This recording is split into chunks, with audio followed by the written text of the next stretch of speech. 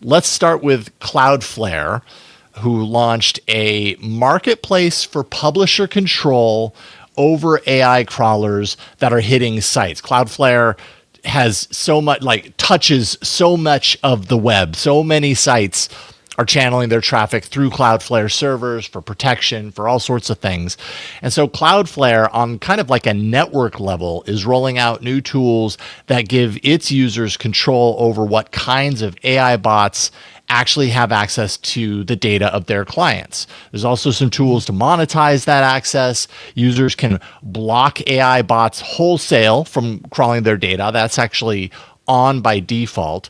And then can also integrate a pay per crawl system that sets different action types up with different monetization approaches. So you've got granular controls. You can whitelist certain crawlers. You can have different settings for different aspects of AI training or fine tuning or inference, all that kind of stuff. And we'll stop there for just a second, because I'm curious to hear what you think, Jeff, as far as this being a potential kind of solution. I'm guessing we're going to see more of this from other players in the industry. What do you think?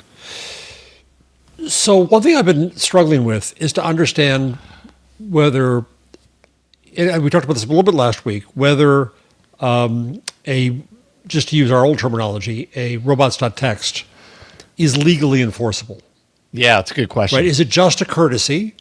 Or if I come in and violate that or violate terms of service or whatever, can I be taken to court? Can I be found liable? Is my acquisition of the information invalid?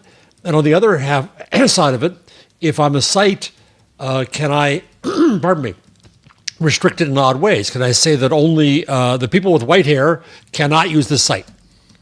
Can I discriminate on some basis? I don't know where that comes out in terms of the legal piece first. So I have no idea what the answer to that is. But then Cloudflare came out, and this was kind of a two-part announcement. The first part was, we're going to protect you sites from this crawling. Now, technically, I'm not sure exactly how they do that. But then the second part of it was, okay, let's start a paywall here. Let's start a toll booth. And I think it's interesting, but I'm troubled back on the earlier questions then, is that Google follows robots.txt, and that's the choice they make. But if I wanted to start something that was, let's say, an academic exercise to see what's happening on the web, good or bad or whatever, and I don't care about the robots.txt, I want to study that. And if you, Jason, can go read a site, but I, academic, can't read the same site, reading in my terms being crawling. What are the opportunities for discrimination there? What are the issues of inequality there? Does it become just that the rich get richer only if you have authority and have power? So there are larger questions here. Money, right? Also nationality. Gee, I don't like the French. The French can't come in here, but the Germans can. What's proper? We need a discussion of the ethics here. And then I warned you that I have a little bit of a riff here, because I was playing with something this week. I'm trying to use the AI more. You've been good about that. I haven't been, so I'm trying to use it more. And I'm working on a next book. I handed in my hot type linotype book, so we'll see how that goes. But nice. I'm working on the next one, and I asked AI to explain some simple things to me, like I won't even go into the context, but I never understood how vacuum tubes worked. The most fundamental electronic era functionality of an amplifier, and I didn't grok it. I just never tried to. So I went into AI. I looked at videos on YouTube, and I went into AI. I had it try to explain it to me, and it did a pretty good job. And then I had another topic. I won't bore you with what the topic was, but I had another topic that was a little deeper. And I went to, for some reason, I don't know how, I'm on Google Pro 2.5 Gemini. So I went into the deep research, 2.5 Gemini, deep research. And I asked a question, and I threw in too much. I said, is this the most important innovation in? And then it wanted to go look at every other innovation there was at the same time. And it went on and on and on and on. Then finally it just Too crapped wide out. of scope. It stopped. Something like yeah, that. and it crapped out. So I tried again. And it was doing the same thing where it's just doing, I'm showing you everything I'm doing. Aren't you proud of me? Look at me do this. Look at me do that. But it's going through 1,000 sites. And it's going to give me links to those sites. And so I'm thinking, whoa, great. It saves me a little effort just to find sources, right? We talked, I think 2 weeks ago about somebody who was using Perplexity in this way. They use Perplexity to get the sites, and they use NotebookLM to store and analyze them. So it finally came through, and it gave me something that was not bad. But the sites were crap. The sources that it used were things like sample papers for paper mills, syllabi for courses, people who just write these, kind of 1.5-page websites. I'm going to explain the entire history of blank to you, right? And it didn't do a bad job in the end. But it did that over the handicap of our web today. And our web today is filled with not only AI slop, even before that, lots of clickbait crap, advertisements for things like college paper mills and so on and so forth.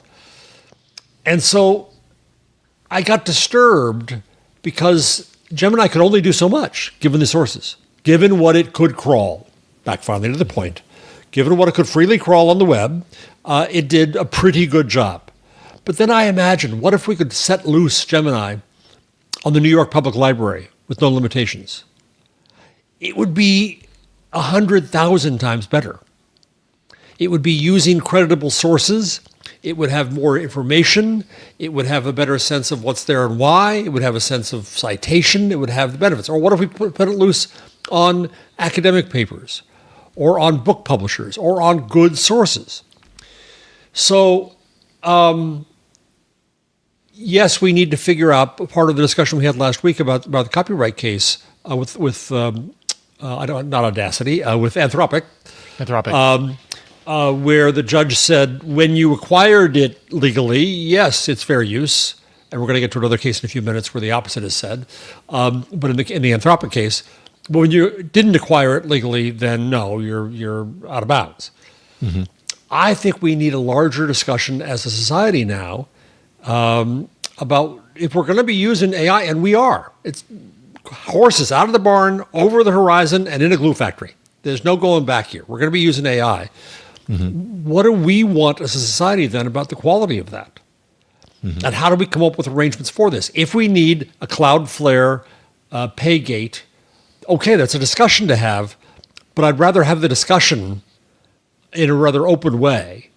We need discussion in courts, we need discussion in policy, we need discussion in business. But in the end of the day, if our kids are going to be educating themselves with these chatbots, and they already are. And they are, yeah. Right? They already are. Indeed, they are, yes. So if we keep on thinking, oh, how clever we are, we're cutting off all these sources to these evil AI companies. Okay, I get that. But what's the downstream impact of that? Yeah. So the Cloudflare thing, sorry for this long Jarvis soliloquy, but the Cloudflare thing may be good news in the sense that it sets up a safe position where, as in the Anthropic case, you can say, hey, we had a deal. We went and did it. We followed their rules. We did whatever. We paid them or whatever it might be. Or the effect could be that these models are going to feed on ever worse crap and more of their own entrails. And limited. Yes, right. Yeah. And more manipulable because I'll just put up free crap on the web. I'll use AI. I will put up that crap and I will keep it open.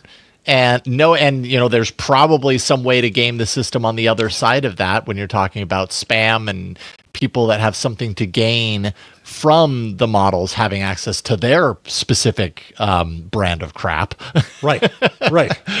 And yeah, that'll be so interesting. that's what got me going. And the rest of the stories are going to follow out from this. But that's, to me, the context of how we want to judge what we make available to the public as a whole and thus to AI.